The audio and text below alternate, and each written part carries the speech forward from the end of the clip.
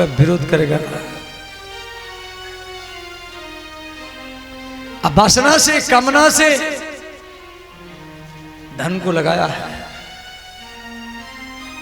इसलिए लड़ने के लिए कोई बाहर से नहीं आया। इसलिए भगवान स्वयं गीता सार में, भागवत में बोले, तो यदि बेटा बेटी के लिए, अस्पताल के लिए, केस लड़ने के लिए लाखों रुपया कर्ज कर सकता, मेरे लिए तो 100 रुपया कर्ज कर। तू मेरे लिए कर्ज करके देख, मैं तेरे सारा कर्ज ही चुका दूंगा। परंतु भगवान के लिए देखो, जो बेटी को, जो पति को अपना मानेगा, वो पति के लिए कर्ज करेगा। जो स्त्री को अपना मानेगा, वो स्त्री के लिए कर्ज करेगा। जो बेटा बेटी को अपना मानेगा, वो बेटा बेटी के लिए कर्ज करेगा। जो घर वालों को अपना मानेगा, वो घर वालों के लिए कर्ज करेगा। और जो भगवान को अपना मानेगा, वो भगवान के लिए ही कर्ज करेगा। भगवान को अपना पूजा करना अलग और अपना मानना अलग। आप पूजा करते मंदिर में, फूल चढ़ाते, फल चढ़ाते, अगरबत्ती लगाते, ये पूजा है। परंतु मांगते किसके लिए? बेटा को नौकरी मिल जाए, बेटी का शादी हो जाए, तो भगवान को मांगते हैं जिसको आप अपना मानते हैं। अर्थात आप भगवान को अपना नहीं माना। जब तक भगवान को अपना नहीं मानेंगे, वो भक्ति नहीं माना जाएगा। पूजा करना अलग और भक्ति अलग। भक्ति तभी आएगा जब आप भगवान को अपना माने। अस्पताल में 100 आदमी पड़े, आप फलमूल बिसलरी बोतल लेकर के उसी व्यक्ति के पास जाते हैं जिसको आप अपना मानते हैं। हर रोगियों के पास तो नहीं जाते, प्रत्येक रोगियों के पास नहीं जाते। ऐसे ही भगवान को अपना मानना पड़ेगा। बेटा नौकरी कर लिया, लाखों लाख रुपया कमाता है, बेटा तू इस मंदिर में एक पंखा लगा दो,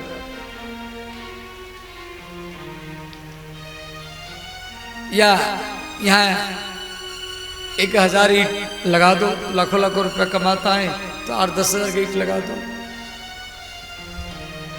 अब भगवान से बेटा के लिए मांगते रहेंगे, बेटा से भगवान के लिए नहीं मांगेंगे तो कैसे होगा?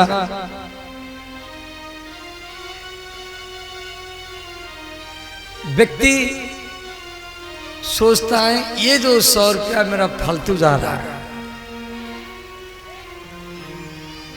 इससे अच्छा है जलेबी ला करके बच्चों को खिला देता है। देखो,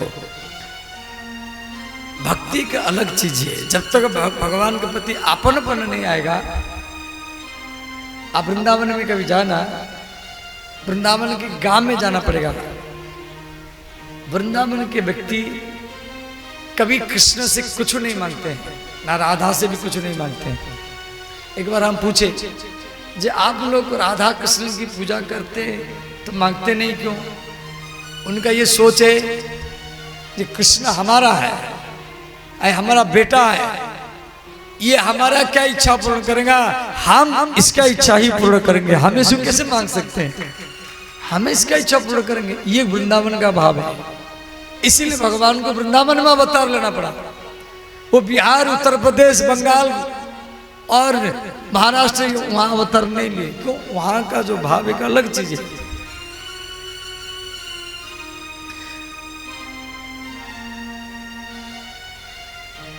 वहां भागवत बैठा दो या कोई यज्ञ बैठा दो, घर में चंदा चिट्ठा नहीं करना पड़ता है। किसी भी गांव में नहीं होता है। वहां के लोग, हर व्यक्ति थोड़ा सा गेहूं हो, चावल हो या रुपया हो, यज्ञ जहां होता है वहां जाके स्वयं जाके दे देगा। हम वहां हर साल जाई कथा करते हैं। वहां का सोच एक अलग चीज है।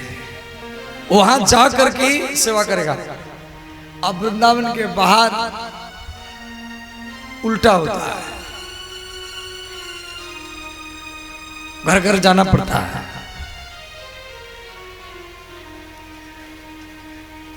तो इसी कारण भगवान को वृंदावन में अवतार लेना पड़ा।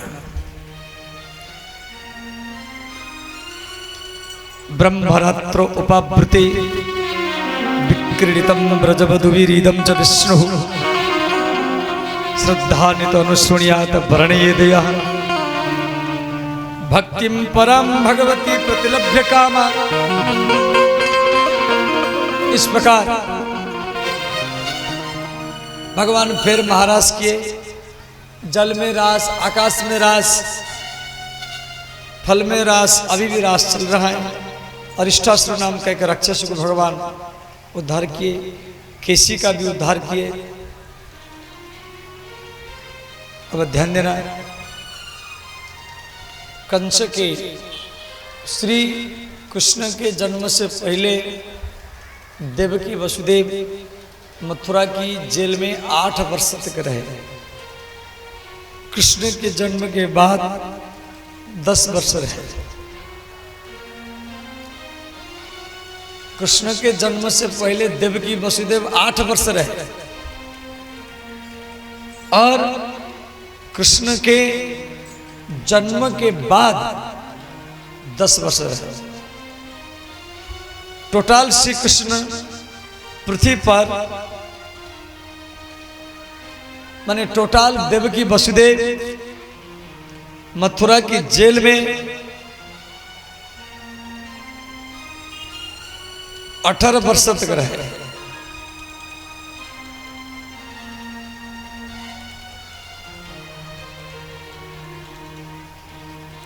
श्री कृष्ण का जन्म मथुरा के जेल में हुआ। इसलिए मैं बार बार संबोधन करूंगा मेरे प्यारे श्रोताओं, कभी भी मान लो किसी कारणवश गलती में हो या कैसे भी हो कोई व्यक्ति फंस जाता है, कि कानून अंधा होता है, गवाही के आधार पर चलता है, कोई फंस जाता है। कभी मान लो आपको जेल जाना पड़े, घबराना नहीं है। आप जेल में जाकर के भागवत रामायण गीता पाठ करो, हरे राम हरे कृष्ण जाप करते रहो और जेल में भी आपको भगवान का दर्शन नहीं होगा, क्योंकि कृष्ण का जन्म जेल में हुआ है। कृष्ण का जन्म जेल में हुआ है, मथुरा का जेल। श्री गोस्वामी तुलसीदास जी को भी जेल जाना पड़ा। तुलसीदास जी कथा तो बहुत लंबा है। एक व्यक्ति मर गया काशी में।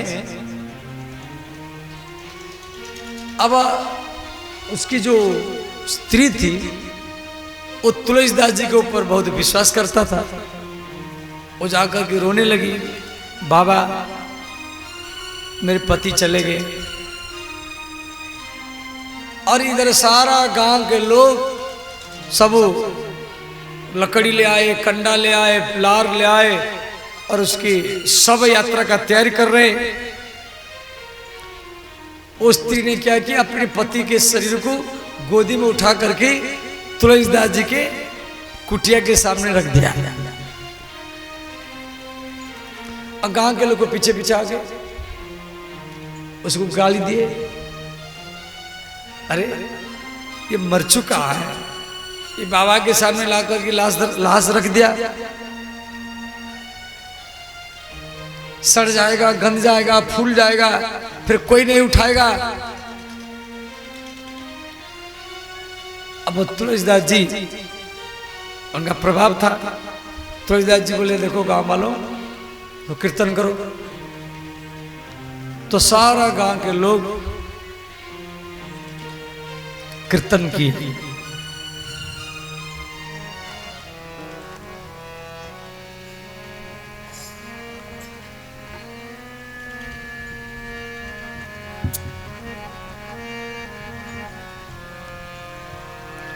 सीताराम हनुमान, सीताराम हनुमान, सीताराम हनुमान।